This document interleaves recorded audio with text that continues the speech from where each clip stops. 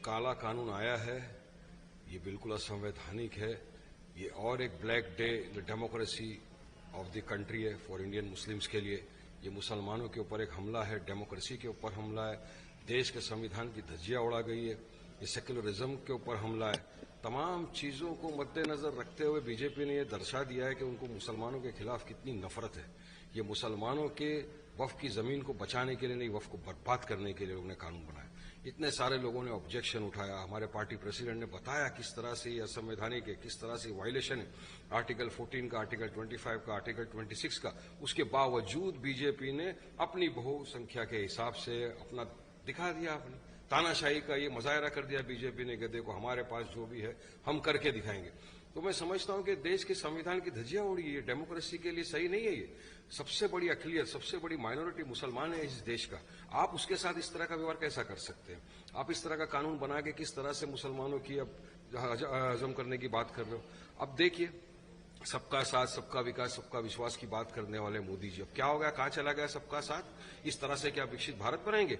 एक कम्युनिटी को टारगेट करके, उनके खिलाफ इस तरह से जंग करके, इनको इस तरह से परेशान करके क्या फायदा होगा?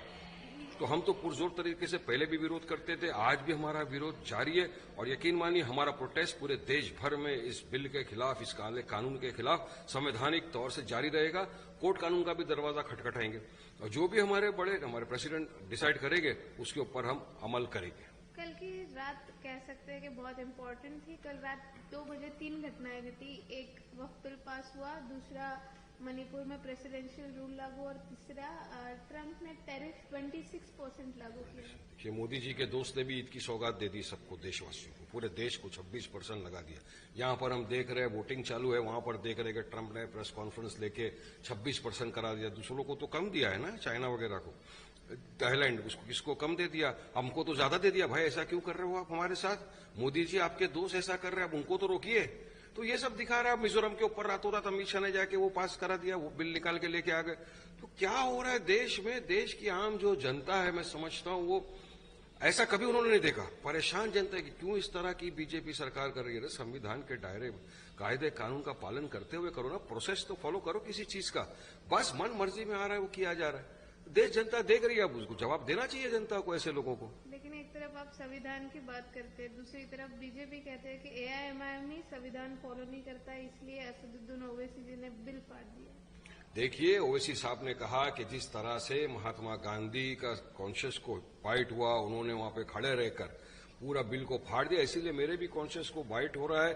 ये बिल असंवैधानिक है। बीजेपी इस कानून के द्वारा हिंदू मुसलमान को मस्जिद मंदिर के नाम पे नफरत फैला रही है।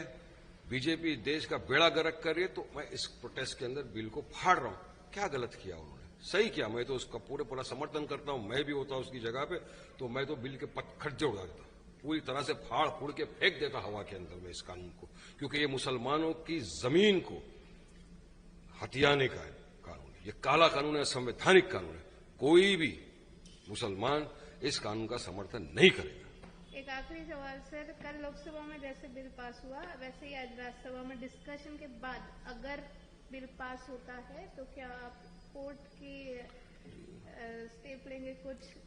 जी बिल्कुल, जैसा मैंने आपको अभी बताया ना कि हम लोग कोर्ट कानून का दरवाजा खटखटाएंगे पूरे देश भर के अंदर। जैसा मुस्लिम पर्सनल लॉ बोर्ड ने कहा है, हम उसकी मान्यता करते हुए सब देश में संवैधानिक तौर से प्रोटेस्ट करेंगे। जब तक भाजपा सरकार इस काले कानून को वापस नहीं लेती, हमारा प्रोटेस्ट जारी रहेगा। Finally, the most awaited bill is passed into the Lok Sabha, and now the discussion is going on in the Rajya Sabha. What you will say about this Waqf Amendment Bill? It's another dark day for the Muslims in our country. We have been seeing this. The BJP has come to power. They have only spread hatred towards the community. This is one of the examples. They have showed it yesterday. This is totally unconstitutional bill. They have finished the democracy. What about the secularism of the country? This is a direct attack on the Muslims. Now they want to usurp our work property, which we won't allow. And as I rightly said, and I've said earlier also, and I reiterate that against this bill, we will continue our protests as per the Constitution. We will take the due course of law. We'll approach the courts, and whatever our seniors decide, we will follow that. But let me tell you, the BJP has shown that they don't follow the Constitution. They don't care for the minority of this country. And tomorrow they might pass this kind of bill for other community as well. Nobody knows, because they have shown shown that we have got the strength. We will do whatever we want to. This is nothing less than a dictatorship. So you have shown that, and the people of the country has seen it. So we say that we will keep our protest going on, and we will protest against this bill in a constitutional way. Like the seniors decide, unless until Modi government takes back the law, we will continue our protest against this unconstitutional law. One side you are saying that you follow constitution, you believe in constitution, but on another way Mr. Owaisi told that bill in the parliament, so is it constitutional or not? He gave the example of Mahatma Gandhi, that he was aggrieved and so he tore away the bill, a law, South Africa, so he's conscious also said that bill is unconstitutional.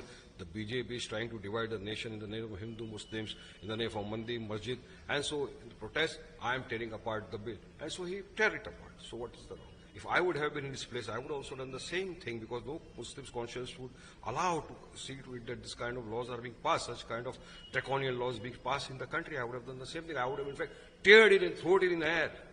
Because see, we won't accept this. This is direct attack on our community. This is direct attack on the things which belongs to our Muslims. This belongs to our orphans, belongs to our widows. This is Allah's property, given as in charity for the benefit of the Muslims. And bringing such kind of draconian law, the BJP government show their arrogance. They show they don't follow the law, they don't follow the constitution, and they just want to show that their dictatorship is before the nation. Yesterday, the way Mr. Owaisi behaved in Parliament, that was too aggressive. But the way Gaurav Gogoi, who is a Congress leader, he behaved too softly. He can't elaborate himself about the specific points. What do you will say about the stand of the Congress? Well, I don't say this, but most of the people from the country, majority of them, I say, you will say because he's my party president, I am president, but I will tell you, he's the best orator today in the country. And yesterday the speech which Owaisi sir gave in the parliament was superb, zabardast, 100 out of 100. And he explained why is the violation of Article 14, why is it the violation of Article 25, why is the violation of Article 26, and what harm it will cause to the Muslims, and why is it not proper for the democracy and for the constitution, why is it not proper for the secularism. Everything he explained yesterday in the parliament. Hats off to him, but the BJP government, you know, they don't listen to anybody. And they have passed a draconian law. So one last question. After passing the bill in the Lok Sabha, and if today the bill will also pass in the Raj Sabha, will you knock the door of the court, or what you will do? As earlier we said that our seniors also have stated so that we will be moving the courts, we will hit the streets. As per the constitution, we will continue our protest unless and until the Modi government takes back this draconian law. Our protest will continue against the draconian law passed by Modi.